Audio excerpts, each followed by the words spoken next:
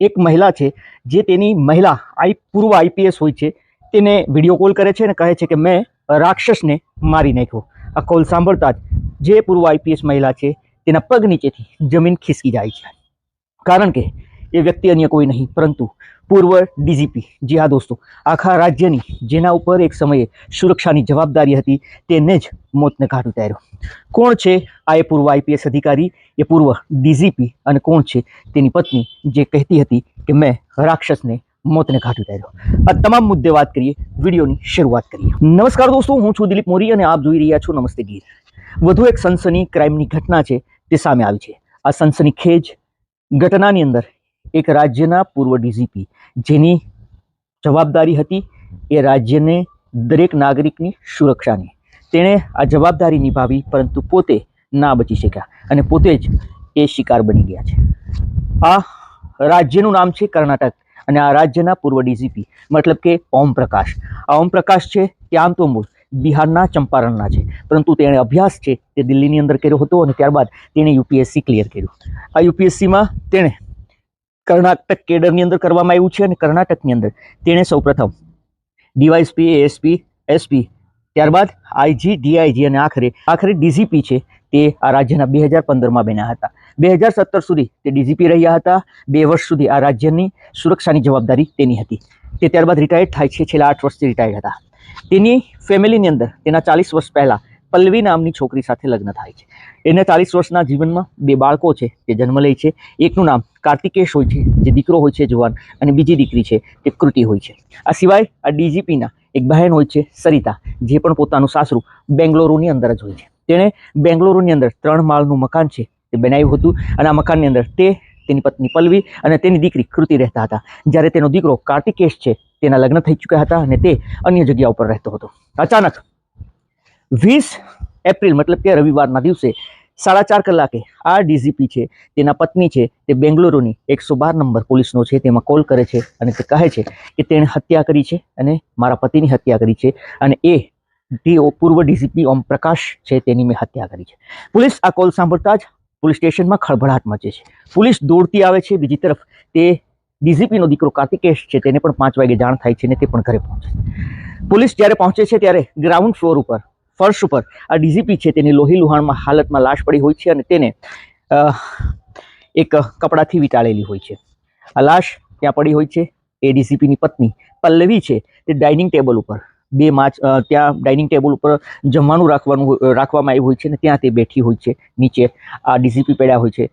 Police CCTV ખતાડે છે પરંતુ બપોરથી લઈને સાંજ સુધી કોઈની પણ ત્યાં અવર જવર ન હોય. એ મકાનની અંદર 3 લોકો જ હોય છે. ત્યાં કોઈ ન તો આવ્યું હોય છે ન તો મકાનની બહાર નીકળ્યું હોય છે. ત્યારબાદ પોલીસ છે તે ફર્સ્ટ ફ્લોર ઉપર જાય છે. ત્યાં કૃતિ હોય છે આ ફર્સ્ટ ફ્લોર ઉપર, પરંતુ તે દરવાજો નથી ખોલતો.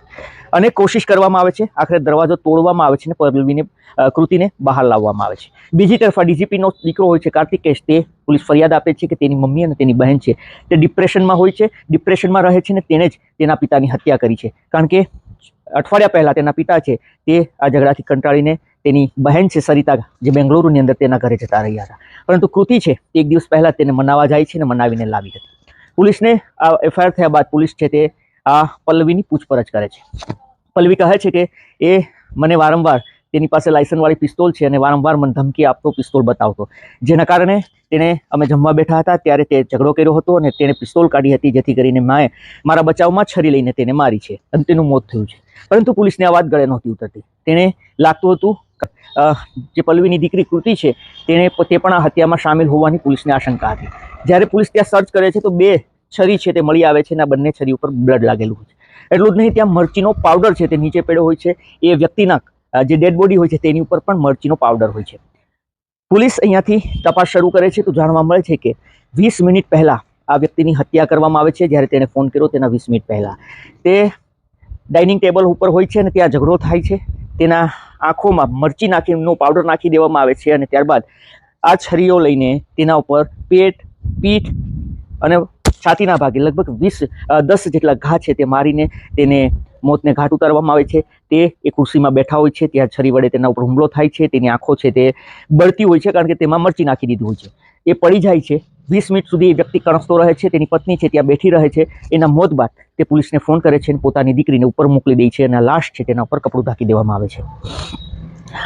પોલીસ હજુ પણ તપાસ આ કેસને લઈને કરી રહી છે, પરંતુ એ પણ જાણવા મળ્યું છે કે ઝઘડા પાછળનું અન્ય એક થિયોરી પણ છે. મતલબ કે આ જે ડીસીપી છે પૂર્વ, તેણે ઓમપ્રકાશ, તેણે પોતાની બહેનના નામે પ્રોપર્ટી લીધી હતી અને તેને લઈને જ આ ઘરની અંદર વારંવાર ઝઘડા થતા હતા. બીજું એક કારણ પણ સામે આવ્યું છે કે તેને આ જે પલ્લવી છે તેને સિક્ઝોફ્રેનિયા નામની બીમારી છે. છેલ્લા 12 વર્ષથી તે પીડાય છે. મતલબ કે તેને એવું લાગતું હતું કે કોઈ તેને મારી નાખશે, કોઈ તેને મારશે અને પોતાના પતિ ઉપર જ એ શંકા હોય છે. આવી એક માનસિક બીમારી હતી, તે પણ કારણ જવાબદાર હોઈ શકે છે. તો આ સમગ્ર કેસને લઈને હાલ કર્ણાટકની પોલીસ છે તે તપાસ કરી રહી છે, પરંતુ સૌથી મોટો સવાલ એ છે કે એક રાજ્યના પૂર્વ ડીસીપી, જેના ઉપર રાજ્યની જવાબદારી હતી સુરક્ષાની, તે તેણે નિભાવી, પરંતુ પોતાનો જીવ છે તે પોતાની જ પત્નીએ લઈ લીધો, એ ના બચી શક્યા.